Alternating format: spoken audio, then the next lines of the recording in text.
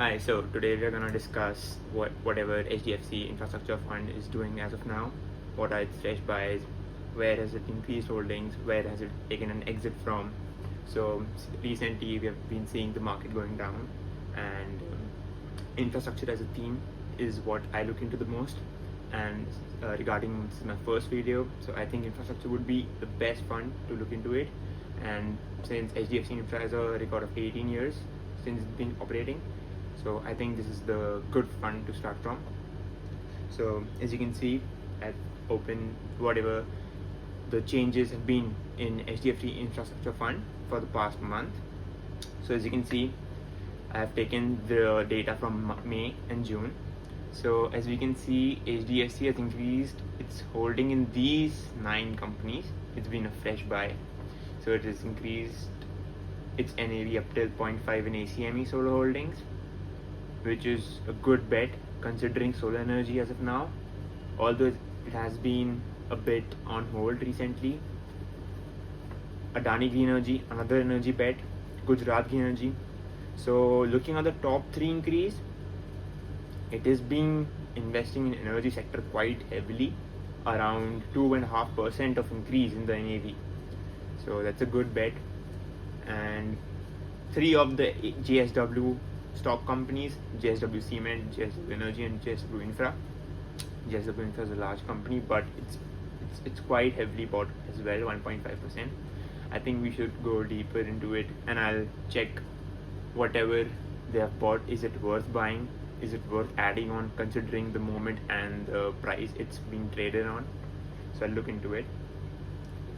So ACME Solar Holding, a 25,000 crore market cap company, 52p, generally a bit on the higher side because the industry P for solar energy is around 28. But as you can see, the 3-year holding, it's a good momentum stock to ride on. Or let's look at the pros and cons. Good quarter, 51% CAGR, really nice. Okay, so I can see the promoter holding has decreased by 12% last quarter, which is concerning for my perspective because I want to invest in a company whose promoter holding is quite high.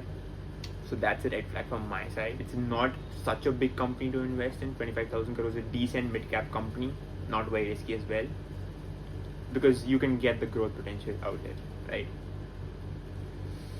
So P&L statement is here. So as I can see in the profit and loss statement, it did 86 crores in 2020-21 because of COVID. It went down, understood. 2022 it did 62 crores, then went to loss of 3 crores, concerning, but then did exceptionally went of 700 crores profit, but then didn't manage to capitalize on the growth. So it's a bit up and down type of company. And for the cash flow, I can see it has positive operating cash flow considering what I can see, but it is investing heavily, 7,000 crores of investment on 1,200 crores of operating cash flow. Quite high investment, I can say, which is good also because this isn't something concerning if they're investing. The shareholding pattern, which I was talking about earlier, the promoter holding decreased about 12%, concerning, but as you can see, the public doesn't know about the stock that well. Around 5% holding from the last 6 years on an average, which is really good because if DIs and FIs and the promoters have majority of the stock, I would consider it as a good stock. So we look into Gujarat Energy now. I don't usually invest in Adani companies because I think it's more dependent on the government, on my perspective. So if the government collapses, it can take a good hit. So I wouldn't do a research on my end considering those, but if it's part of the fund, I would like to invest in it. I wouldn't invest in Adani companies in my equities portfolio, but I wouldn't care that much if it's in a mutual fund portfolio. So for the next company, if I go to Gujarat Greens,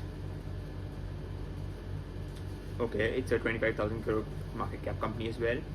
Good low P, which I like. The book value I can see 268 and the price I can see is 265. Damn. So it almost has orders worth up to its price, which is very good for a company. 13.2% ROE, exceptionally well. A bit consolidated here, and it's been going down since the past one year. Okay, it's at a 5-year low as well. So if they have invested in June, I think it's a good opportunity to buy, because they could ride around, I'd say 40%. I can see recovery, because it's at 265 and the high was 414. So if it would increase around 100 rupees, they'll get a good chunk of the rally.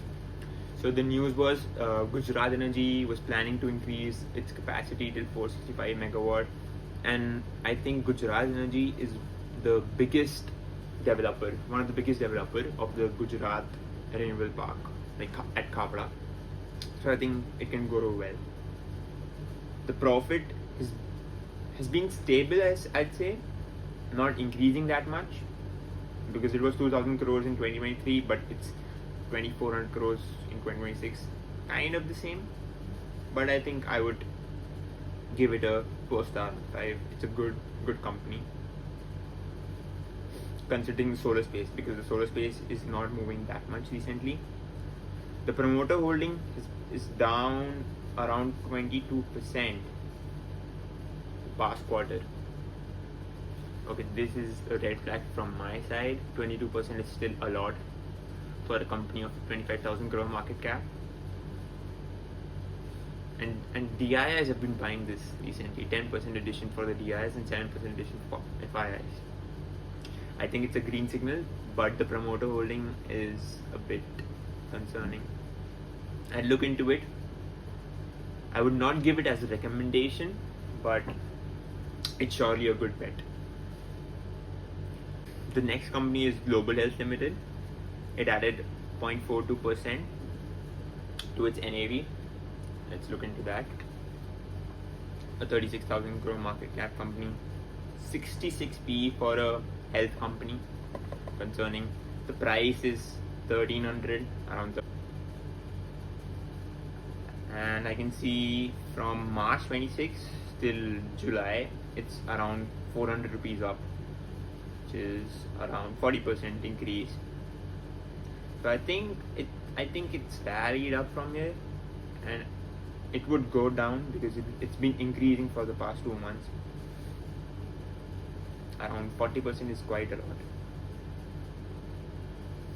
Let's see the results. Increasing profit doing quite well. 13% CAGR, 20% for the past 3 years. Negative cash flow company, but it's okay, because from operating cash flow it's positive. The investment they're doing from their end, decent company. Promoter holding is intact. FII is not too much change. Public is holding 40%, quite a bit of the company. Not as much FIIs and DIIs investing. Good company to invest in the healthcare sector, because I think Sun Pharma and Dr. Reddy's have a huge market cap and growth potential is a bit less in those companies. So Global Health, considering it a mid-cap company, I would suggest. If the P decreases in a while, it's a good buy. Okay, so the next company is JSW Infra. I would look into, because energy we have done, looking at ACME and Gujarat Green, so no point in doing JSW Energy.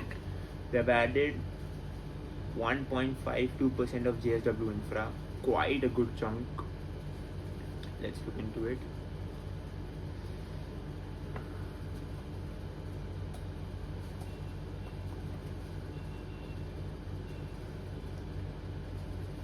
One of the large cap players, I would say, in the infrastructure mostly in every infra basket, I would say, of the ETFs. 48p, decent enough. It's good momentum stock as well, rising since the past 3 months, I would say, last quarter.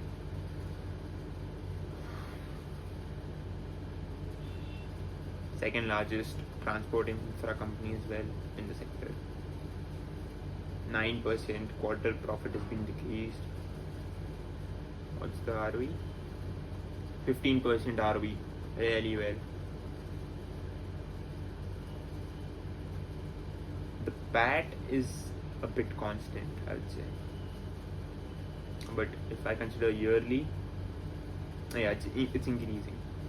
See, operating profit is increasing, net profit is on the higher side. Not that much increase in the past 1 year, but I think it can do well. 10% return on equity is also good, as it's increasing every year. Good for an infra company. The cash flow it's been gaining, it's investing, because infra companies do have to buy land. Okay, so the past quarter, the promoter has decreased its holding by 10%.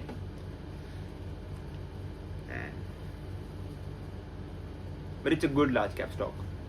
You can't get a multi-bagger potential in this, but a steady return, I can assure you can get on this. So these were the companies that HDFC Infra was buying on. It's increased in its holding in Interglobe Aviation. Due to the Indigo crisis, it went down, and around 15% decrease was there in Indigo. So it was a good time to buy on.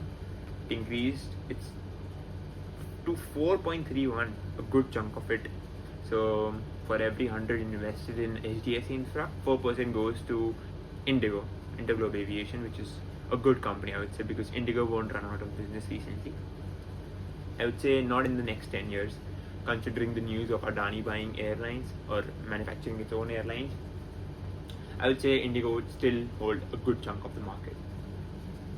Then some government companies, Powerfin, Tata Power Company, Adani Ports. Let's look at Tata Power.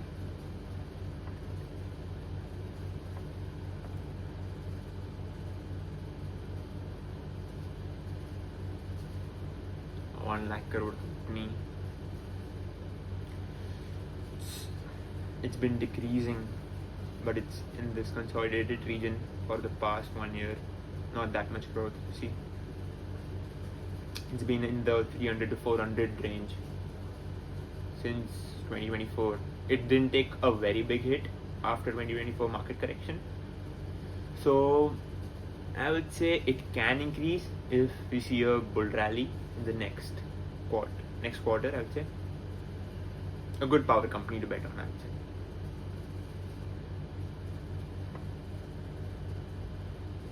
No change in NTPC, ONGC, no change.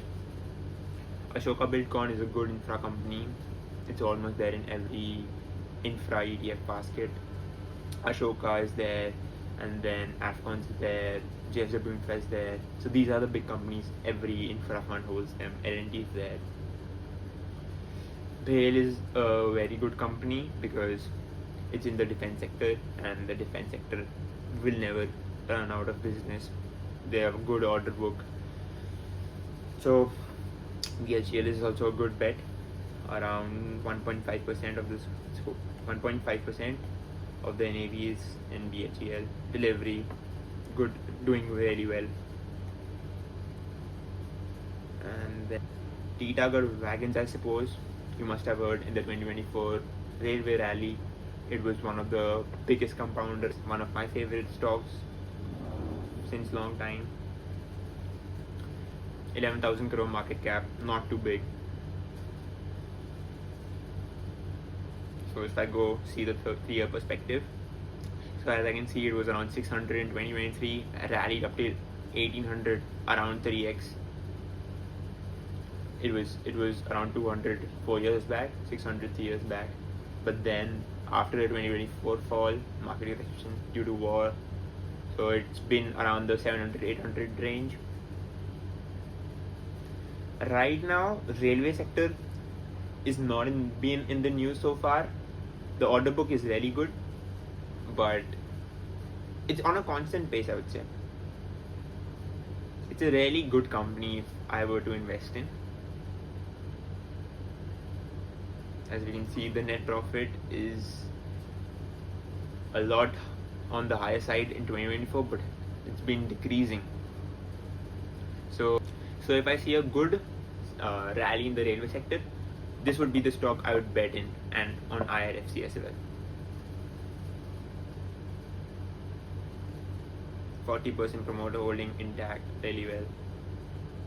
It's good. It's a good company, good mid-cap company.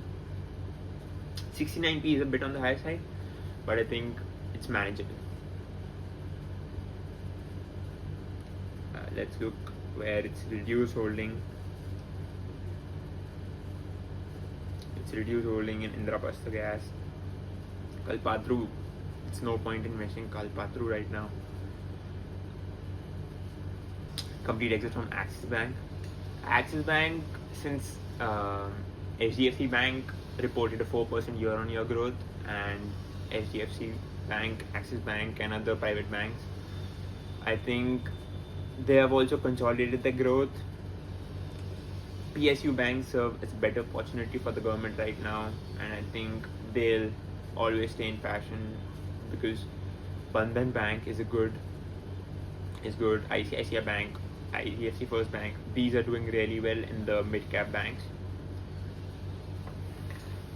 Afcons Infrastructure, they have taken a complete exit, which is concerning. Let's look into that. So it's a 10,000 crore company, been decreasing entire year.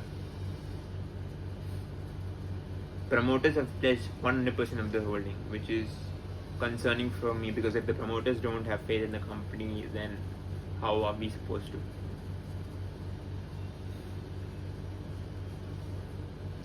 Around 20% decrease in quarter sales. That makes sense why they have decreased.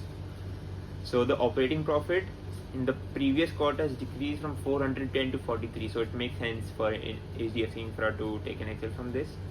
Net profit is negative 90 crores. Makes sense to exit it now. Reduced holding in ICICI banks, not that much.